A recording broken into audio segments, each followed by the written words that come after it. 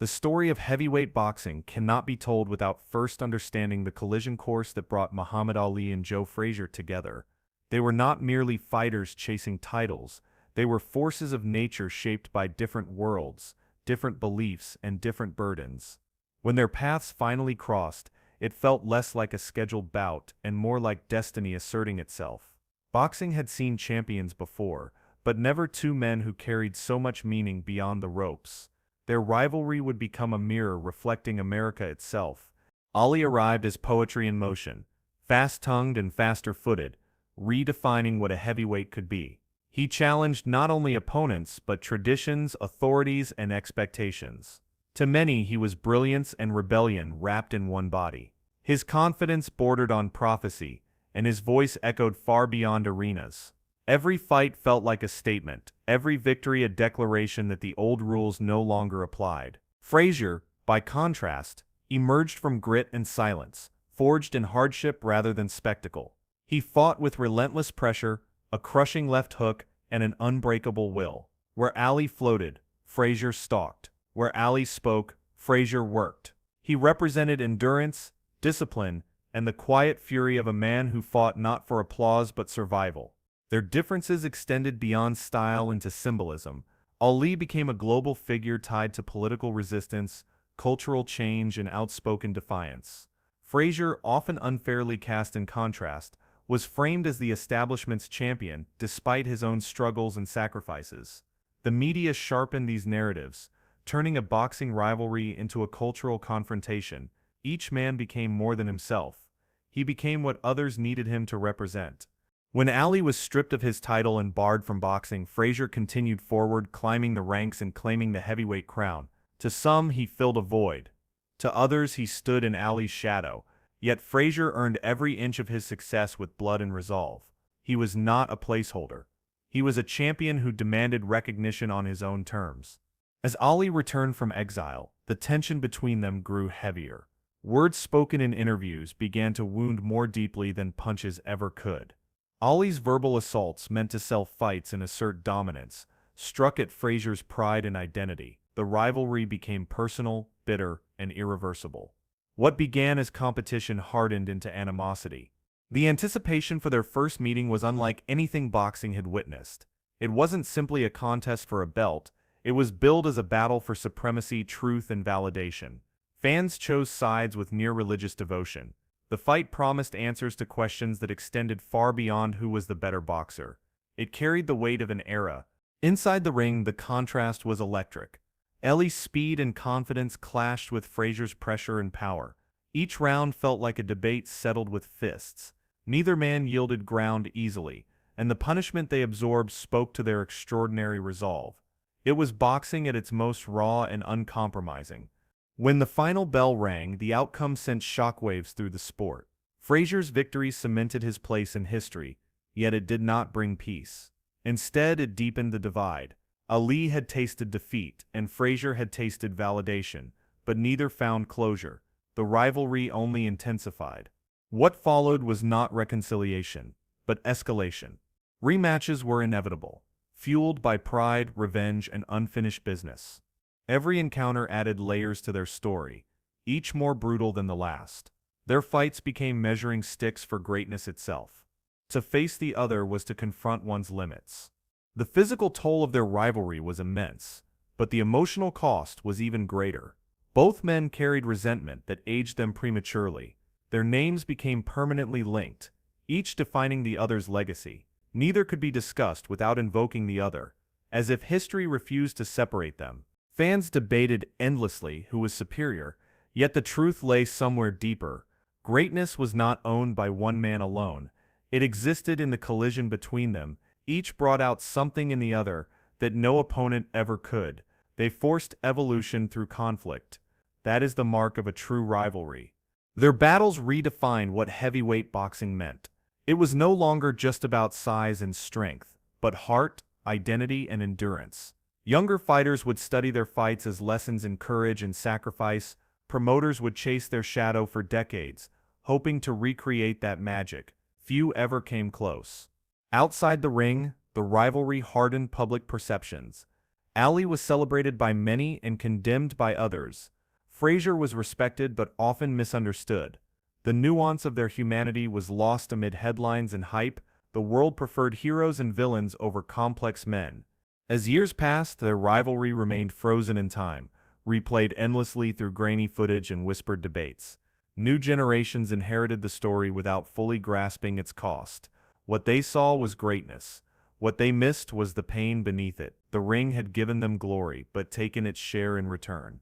Their names became shorthand for rivalry itself.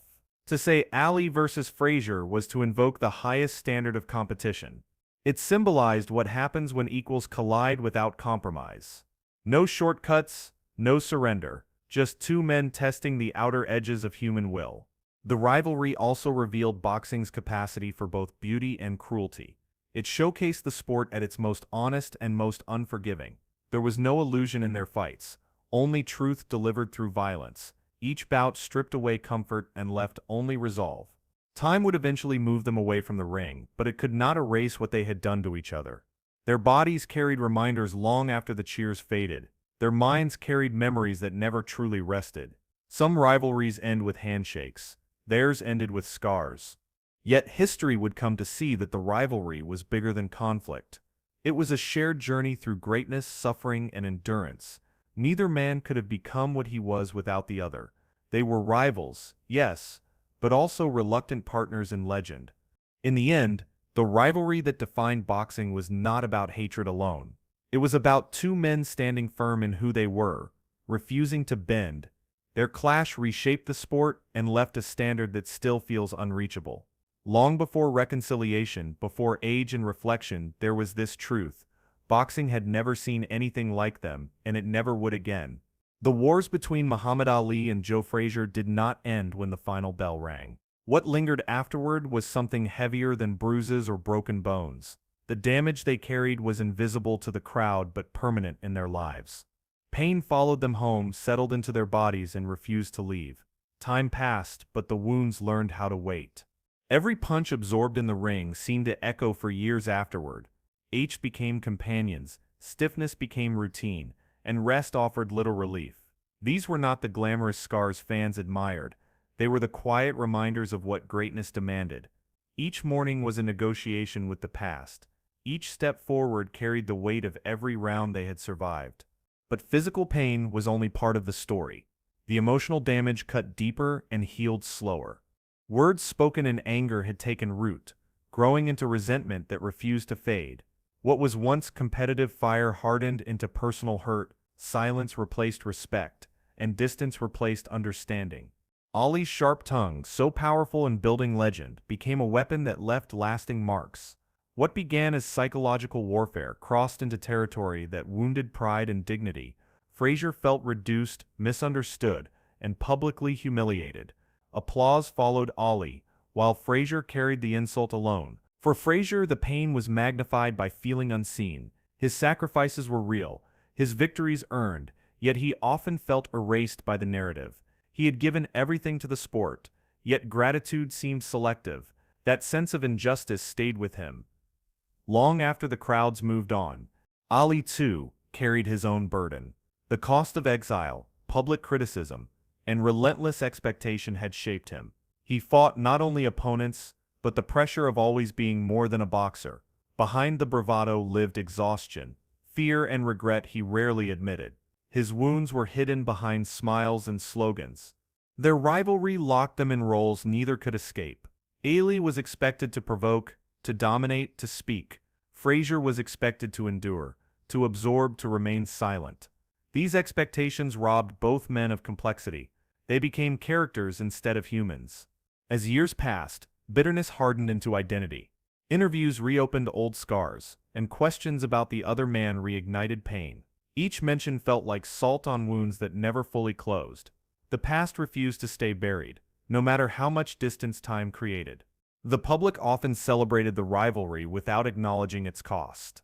Highlights were replayed, punches slowed down, victories romanticized. Rarely did anyone ask what it felt like to live inside those moments forever. The damage was real, and it followed them quietly. Health issues emerged, each one a reminder of battles long finished. Reflexes slowed, strength faded, and independence slipped away. The body, once an instrument of power, became fragile. The ring had taken its payment in full. For Frazier, resentment became a shield against vulnerability. Letting go felt like surrender, and surrender was something he had never allowed himself. Holding on to anger was easier than facing disappointment. It gave shape to pain that otherwise felt unbearable. Ali faced a different reckoning as illness slowly changed him. The voice that once commanded attention softened, and movement became difficult. Fame could not protect him from the consequences of years of punishment. His body told a story no words could erase. Despite everything, neither man fully confronted the other about their pain. Too much history stood between them. Pride built walls that age alone could not tear down. Silence became the language of unresolved conflict. There were moments when reconciliation seemed possible, but timing always failed them. Ego arrived before humility, memory before forgiveness. The past felt too heavy to unpack. Letting go required confronting truths both men had avoided. Their wounds shaped how they remembered each other. Achievements were overshadowed by insults, and respect was buried beneath anger. What they shared was extraordinary, yet it was remembered through bitterness rather than gratitude. The rivalry outlived the joy of competition. Even in absence, the other man remained present. Every reflection on their career brought the rivalry back into focus. Neither could tell his story without reopening old pain. Their legacies were inseparable, for better or worse. Fans often spoke of their toughness, but rarely of their vulnerability. Strength became the only acceptable narrative. Weakness had no place in legend. Yet it was vulnerability that defined their suffering most. The wounds they carried were not just personal. They were historical. They reflected the pressures placed on black athletes during a turbulent era. Expectations, symbolism, and public judgment weighed heavily on both men. They were asked to represent far more than themselves. As time aged them, anger slowly lost its sharpness but not its presence. It dulled into something heavier, more exhausting. Carrying it became harder than releasing it. Yet release required courage of a different kind. What made their wounds so deep was not just what happened, but what never did. Apologies left unsaid, understanding left unexplored, healing postponed until time nearly ran out. In the end, the wounds that time couldn't heal became part of their shared tragedy. Two warriors who gave everything to the sport, yet struggled to give peace to themselves. Their rivalry did not end with a knockout or a decision. It lingered in silence, waiting for a moment when pride would finally step aside. Nearly 40 years after the nights that defined them, Muhammad Ali and Joe Frazier found themselves in the same space again. Time had done what no opponent ever could. It slowed them, softened them, and stripped away the armor they once wore so effortlessly. The fire of competition was gone, replaced by the quiet weight of memory. This was not a reunion fueled by headlines, but by inevitability. There were no flashing cameras demanding bravado, no crowds chanting their names. The silence between them spoke louder than any roar they once commanded. Their bodies told stories of long wars, visible in every careful movement. Age had made honesty unavoidable. What stood before each other were not icons, but men who had lived through extraordinary punishment. Illness had changed Ali profoundly. The speed, the rhythm, the voice that once dominated the world were now subdued. His presence was still powerful, but in a different way, fragile, human, and deeply moving. The man who once floated now stood grounded by time. Frazier, too, bore the marks of years spent fighting both in and out of the ring. His strength remained in his posture, but the ease was gone. The fire that once drove him forward had burned low, leaving behind resolve and fatigue. He carried himself with dignity, but also with the weight of what had been endured. Their meeting did not begin with words. There was no script for a moment like this. Decades of history hovered between them, unspoken yet unmistakable. The past crowded the present, making every second feel heavy and significant. What once would have been an exchange of sharp words became a study in restraint. Pride, once so loud, had been quieted by age. Each man understood that nothing could be changed, only acknowledged. The rivalry had run its course long ago. In their eyes lived the memory of battles that could never be forgotten. Pain, triumph, bitterness, and greatness all shared the same space. They saw not an enemy, but a witness. Someone who understood the cost better than anyone else ever could. That understanding needed no explanation. The years between them had created distance, but also perspective. Time had blurred the sharp edges of resentment. What remained was a shared past that neither could escape nor deny. It connected them more deeply than any belt or title ever had. There was a sense of finality in the air, as if both men knew this moment would not return. No rematch could follow. No rivalry could be reignited. This was the last chapter being quietly written. Their hands, once instruments of violence, now rested still. The same fists that had delivered punishment were marked by age and wear. They no longer threatened.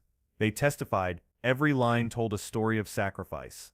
The world had changed around them. Boxing had changed. Generations had come and gone, inspired by their wars. Yet here they were, untouched by trends or time, bound by something deeper than sport.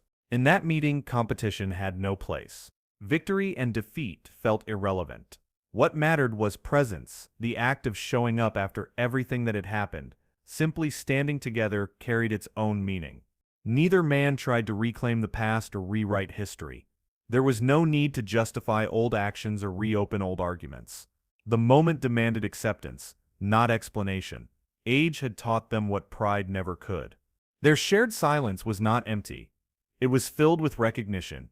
Recognition of suffering, of greatness, and of survival. It was a language only they could speak. This meeting was not about forgiveness in the traditional sense. It was about acknowledgement, about seeing the other fully, without the filter of rivalry. That alone was powerful. For years, fans had imagined what such a moment might look like. Many expected drama or emotion to spill over. Instead, what they saw was restraint. Quiet understanding proved stronger than spectacle. The past had once fueled anger, but now it fueled reflection. Each man stood as a reminder of what the other had endured. Their careers were no longer measured in rounds, but in years survived afterward. This was the cost of greatness revealed without illusion.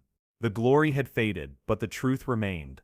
Two men shaped by the same fire, now standing at its end. In that space, time felt suspended. The decades between their fights and this moment collapsed into something intimate and final. Nothing needed to be said aloud. The meaning was already there. Their last meeting was not a reconciliation broadcast to the world. It was something quieter and more personal.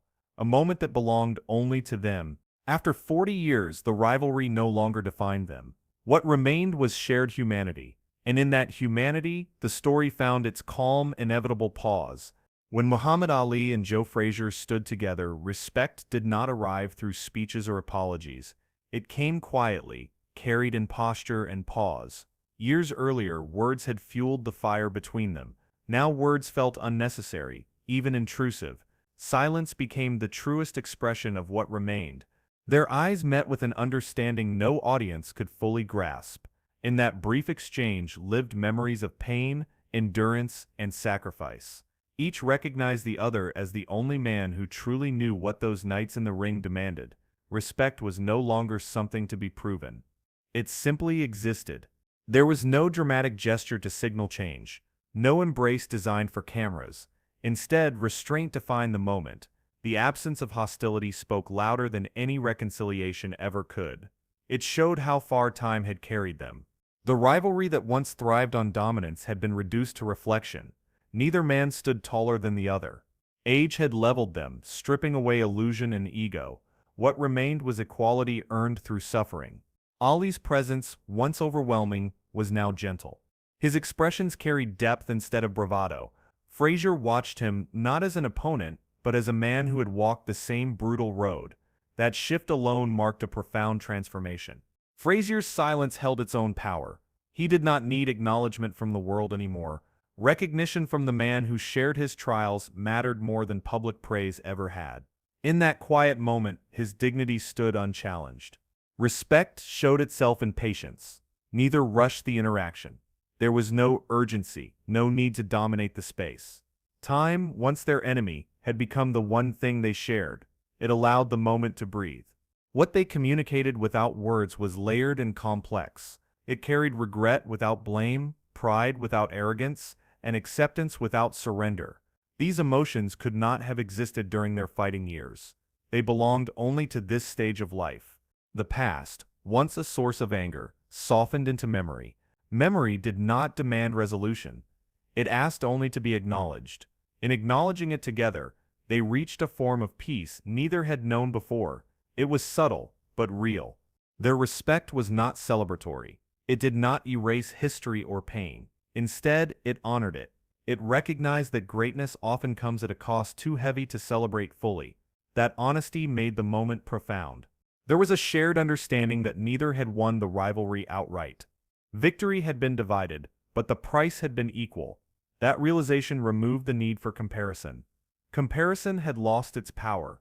In their stillness, the rivalry finally rested, not defeated, not forgotten, but complete.